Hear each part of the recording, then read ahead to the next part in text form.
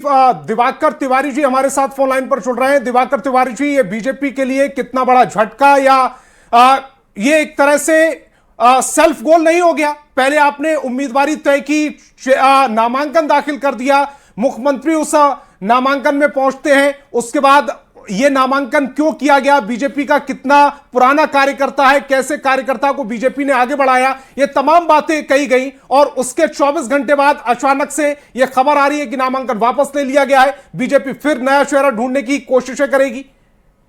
देखिए, बीजेपी जब भी कोई चुनाव लड़ती है तो उसे काफी गंभीरता से लड़ती है और आज जब एनडीए की बैठक हुई और उसके बाद ये प्रेस कॉन्फ्रेंस रखा गया था और उम्मीदवार जिन्होंने नॉमिनेशन किया था और अब उम्मीदवार नहीं रह गए वो ऑफिशियली, तो उन्होंने सीधे तौर पे ये कहा, एक लाइन में उन्होंने अपनी बात खत्म कर दी कि पारिवारिक कारणों से वो अपना नॉमिनेशन वापस ले रहे हैं। हालांकि 2 दिनों का वक्त रह गया है, बीजेपी ने कुछ खास रणनीति की वजह से उम्मीदवारी वापस कराई है और अब बीजेपी की तलाश होगी कि 2 दिनों का जो वक्त रह गया है नॉमिनेशन का, 13 तारीख आखिरी तारीख है नॉमिनेशन करने की, तो ऐसे में कोई मजबूत उम्मीदवार जो है मैदान में खड़ा करे, क्योंकि आप देखिए कि प्रशांत किशोर सामने हैं, आरजेडी ने भी अपना उम्मीदवार खड़ा किया है और सामाजिक समीकरणों को ध्यान में रखते हुए आरजेडी ने भी अपना उम्मीदवार खड़ा किया है। तो ऐसे में बीजेपी की कोई खास रणनीति है कि उन्होंने पहले नॉमिनेशन अभिषेक बंटी का कराया और अब अभिषेक बंटी ने अपने नाम वापस ले लिए हैं। अब 2 दिनों में बीजेपी पर अब सबकी नजर होगी कि बीजेपी अब कौन सा उम्मीदवार जो है बांकीपुर के मैदान में खड़ा करना चाहती है, क्योंकि ये लेकिन दिवाकर जी अब बीजेपी को ये दर्शकों तक बताना, समझाना और उनको ये क्लियर करना पड़ेगा कि पहले वो अभिषेक सिन्हा बंटी को आगे करते हैं और बीजेपी का जमीनी कार्यकर्ता बताते हुए उन्हें आगे करते हैं, वो फेस आगे जाता है। 24 घंटे के अंदर उनका नामांकन वापस होना और ये दलील देना कि पारिवारिक कारणों की वजह से नामांकन वापस हो रहा है, इसको लेकर अब दर्शकों के बीच में कौतूहल का विषय नहीं बनेगा?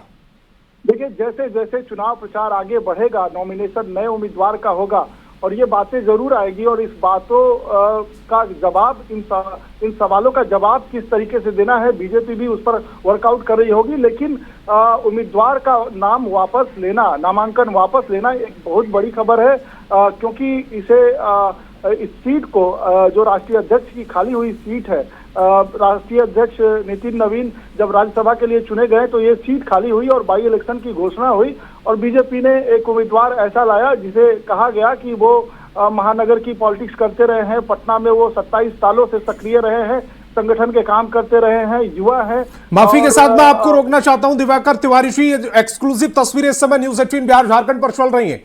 ये जो नामांकन वापस लिया गया और ये संजय सरावगी एक तरफ आपको देखेंगे, बिहार के बीजेपी प्रदेश अध्यक्ष हैं, दूसरी तरफ अभिषेक सिन्हा बंटी जिनके चेहरे पर चुनाव लड़ने की तैयारी चल रही थी, नामांकन हो चुका था 24 घंटे पहले और अब वो नामांकन वापस ले लिया गया है, पारिवारिक कारण बताए जा रहे हैं और दोनों ही चेहरे देखिए इस समय स्ट्रेस दोनों चेहरों पर साफ नजर आ रही है। और दिवाकर जी, ये स्ट्रेस अब बीजेपी के जो कार्यकर्ता हैं, जो अब तक ये बताने की कोशिश कर रहे थे घर घर जाकर ग्राउंड पर कि अभिषेक सिन्हा बंटी क्यों बांकीपुर के लिए सबसे महत्वपूर्ण उम्मीदवार होंगे, उनके चेहरे पर भी होगी।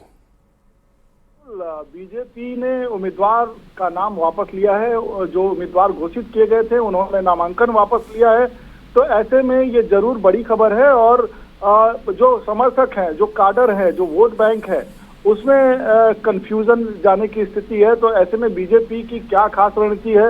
बीजेपी ने किसी रणनीति के तहत ही अभिषेक कुमार का नाम वापस लिया, उन्होंने नामांकन वापस लिया और अब 2 दिनों का वक्त रह गया है। लेकिन फिलहाल बीजेपी के लिए और उनके समर्थकों के लिए जरूर चिंता का सबब है कि आखिर किन परिस्थितियों में उम्मीदवार का नामांकन वापस लिया गया।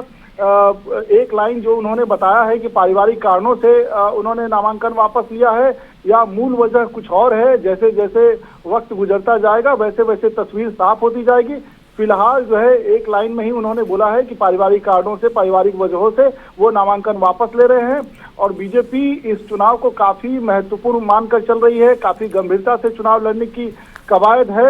और आज एनडीए की बैठक हुई है, एनडीए के सभी दल वहां उपस्थित थे, एनडीए के सभी वरिष्ठ नेता उपस्थित थे। तो ऐसे में क्या कुछ बात हुई है अंदर खाने में और क्या फीडबैक लिया गया है, प्रदेश नेतृत्व के द्वारा टॉप लीडरशिप से क्या संदेश आया है और चुनाव को किस तरीके से लड़ना होगा, इस बात को लेकर जब पार्टी के वरिष्ठ नेताओं ने मन बनाया होगा तो उसी रणनीति के तहत अभिषेक बंटी का नामांकन वापस लिया गया है। अब देखने वाली बात होगी कि जैसे जैसे वक्त गुजरेगा। बहुत शुक्रिया तमाम जानकारी के लिए दिवाकर जी। लेकिन अब रुख करेंगे रवीश नारायण का, क्योंकि वो भी हमारे साथ लगातार जुड़े हुए हैं। रवि, क्या हुआ आज ऐसा एनडीए की मीटिंग में कि अभिषेक बंटी को अपना नामांकन वापस लेना पड़ा?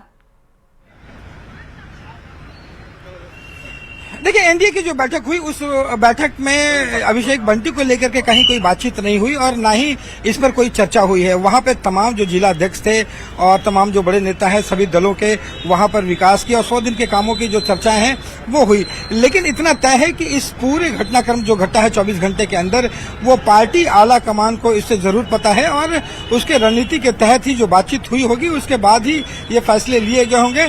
क्योंकि देखिए, बीजेपी में ऐसे शायद याद करना मुश्किल है कि बीजेपी अपना उम्मीदवार देने के बाद वापस लेते हैं और उम्मीदवारी जो है वो उम्मीदवार अपना नामांकन वापस लेता है। निश्चित रूप से हालांकि यहाँ पे अभिषेक बंटी उसको पारिवारिक कारण बता रहे हैं और माना जा रहा है कि आने वाले कुछ वक्त में जैसे जैसे वक्त गुजरेगा तमाम चीजें जो है वो सामने जरूर आएंगे। लेकिन इतना तय है कि यहाँ पे अब जाकर के बीजेपी जो है एक नए चेहरे की तलाश करेगी और चूंकि बांकीपुर की सीट जो है वो बड़ा रोचक जो है वो मुकाबला बन गया है। और देखिए, जब उम्मीदवार सोशल मीडिया पर जब वो बंटी साहब को उम्मीदवार बनाया बीजेपी ने, अभिषेक सिन्हा बंटी को जब उम्मीदवार बनाया, उसके बाद जो जनसुराज पार्टी है उसने उनकी एजुकेशन को लेकर, उनकी पढ़ाई को लेकर एक नैरेटिव सेट करने की कोशिश की या उसको मुद्दा बनाने की कोशिश की। क्या उसकी वजह से ये जो पैर हैं वो वापस लेने पड़े हैं?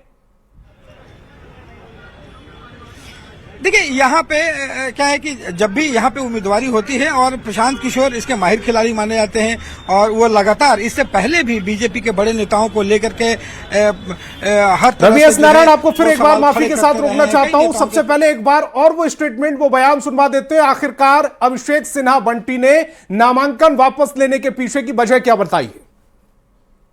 माननीय प्रदेश अध्यक्ष संजय सरावगी जी को पत्र दिया हूं जो आपके सामने पढ़ रहा हूं।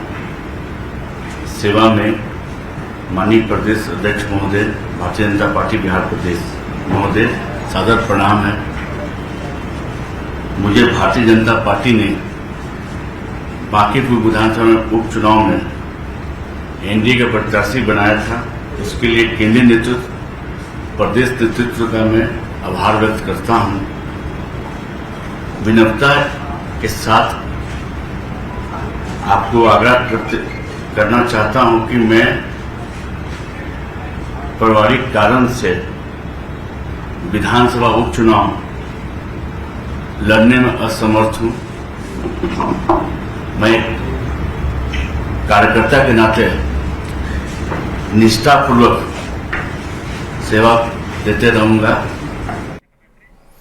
तो अभिषेक सिन्हा बंटी को आप सुन रहे थे, जिन्होंने नामांकन वापस ले लिया है, यानी कि उनकी उम्मीदवारी खत्म हो चुकी है। बांकीपुर में अब बीजेपी नया उम्मीदवार ढूंढेगी, लेकिन जो एक्सप्रेशन थे, जो उनके चेहरे पर उदासी थी, वो भी साफ देखी जा रही है, क्योंकि राजनीति में बॉडी लैंग्वेज की बहुत महत्वता होती है। और अब बीजेपी के सामने चुनौती यह है कि अभिषेक सिन्हा बंटी को जब उन्होंने आगे किया था तो कोर कार्यकर्ता उन्हें बताया था, मंडल अध्यक्ष से सीधे उम्मीदवार बनाने की बात कही थी, इसको बनाने की कोशिश बीजेपी कर रही थी।